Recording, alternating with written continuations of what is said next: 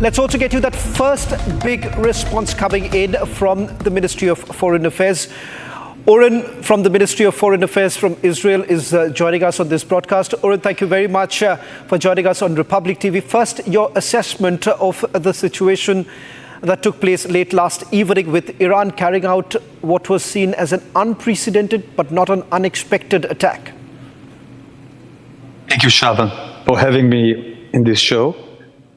And I want to be very clear in the message that I'm sharing with the audience today. Israel is under attack. We are under attack.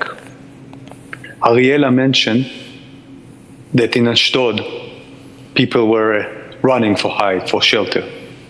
Let me be personal for a second. Yesterday evening, my 8-year-old daughter was in tears. She was petrified because she was rushed into shelter, like so many children in Israel, and we couldn't calm her down all night long. No children, no girl, no one in the world needs to be in this situation. And the reason that we are in this situation is very simple. The state of terror, the state of Iran, has aggressively attacked Israel in a manner, in a fashion that never seen before.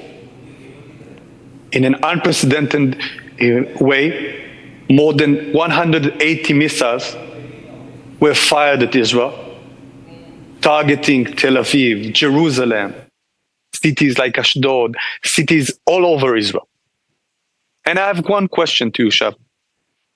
What would you think, would you feel if all of a sudden cities like New Delhi, Rishikesh, Varanasi, God forbid, would be attacked with more than 180 missiles?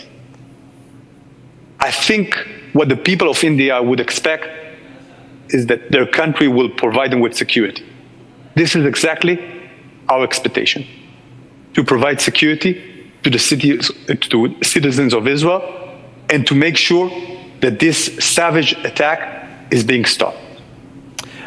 But Oren, would you not agree that this was not unexpected, but would that be a bigger cause of concern with Russia really stepping in, the axis of resistance becoming far more formidable for Israel at this stage? I think, Shavan, you're right. We should expect perhaps the worst when it comes to Iran, but they are sometimes breaking their own records in terms of their aggressiveness. And I refer, for example, to the fact that although so many countries in the world, leading countries, approached Iran and told them, don't do this, don't go to this step, don't attack, don't send terror missiles against civilians, Iran didn't stop and decided to carry out this attack. So we are doing everything possible to protect our citizens the way that any democratic country is expected to do. And I think, yes, you're right, that things are getting more complicated. Nevertheless, I can tell you in a very clear way, we will win this war. And you know why?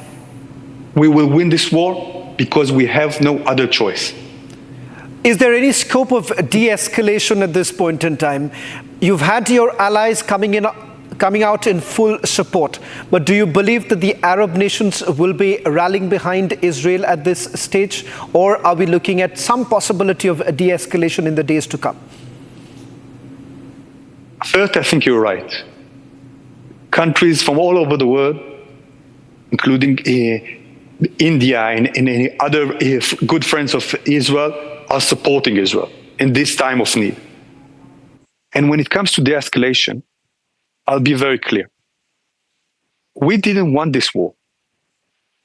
Make no mistake, we didn't want this war. This war was forced on us. First on October 7th, when Hamas, this terrorist organization, committed the most heinous crimes, burning families alive, committing sexual crimes, things that no human being can be expected to commit. Nevertheless, Hamas did this. on October 7th. And on October 8th, Hezbollah launched their own attack, again, completely unprovoked. Israel didn't do anything regarding Gaza, regarding Lebanon, when those attacks came about on October 7th and October 8th. Later on, the Houthis, this is the terrorist organization in Yemen, more than 1,800 kilometers away from Israel, decided to attack Israel. We didn't do anything that has to do with Yemen. Yet, nevertheless, this terror organization is firing missiles at Tel Aviv. And if you ask, I'll just complete this sentence. If you're trying to figure out what is the logic behind all of those attacks, including yesterday's attack coming from Iran, it is a very clear logic. It's a strategy. It is a strategy of the state of Iran, this terror state called the Republic of Iran, that is trying to encircle Israel with a ring of fire, all the way from the north with Hezbollah, moving to Shia militias in Syria, and encircling Israel in a ring of fire in a way that Israel is being attacked from 7 different fronts. But Oren, I must ask you that this is no longer right now just a war between Israel and Iran. There are other countries involved too, and I would like to perhaps draw this from Secretary Blinken's commentary that he's actually made, where he says that Russia, China, as well as Iran coming together is certainly a cause of concern, not just for Israel, but for the United States of America. Do you believe that the Chinese could actually play spoil sport at this point in time, and which is going to be a bigger headache for Israel if Russia, as well as China, go on backing the Iranians? I'm not sure that this will be the next step coming from Russia. And you mentioned the American Secretary of State. Again, we're grateful for the support coming from the US and from so many other countries in the world. I think people in the world, countries in the world, are very clear on what's happening. They know who is the aggressor. They know that Hamas started this war, they know that Hezbollah started this war, and they know that Iran is orchestrating this terror attack. But I think part of the problem that more and more countries are aligning with Israel is the fact that Iran is not only terrorizing the Middle East, it's not only attacking girls like my daughters here in Israel, they are also posing a serious threat to Europe. The Iranians are now threatening Europe, and actively, the Iranians are involved in the war that is being carried out against Ukraine. So the Iranians are actively involved in killing Ukrainians, in threatening Europe. So more and more there is realization that this aggressor needs to be stopped. And it needs to be stopped not only for the sake of the peace in the Middle East, but for the entire peace in the world. And I'll be very clear on, I think, what needs to be done from the international community. More sanctions need to be put on Iran. The Iranian Revolutionary Guard needs to be called for what it is: the biggest terror organization in the world. IRGC is a factory for terror.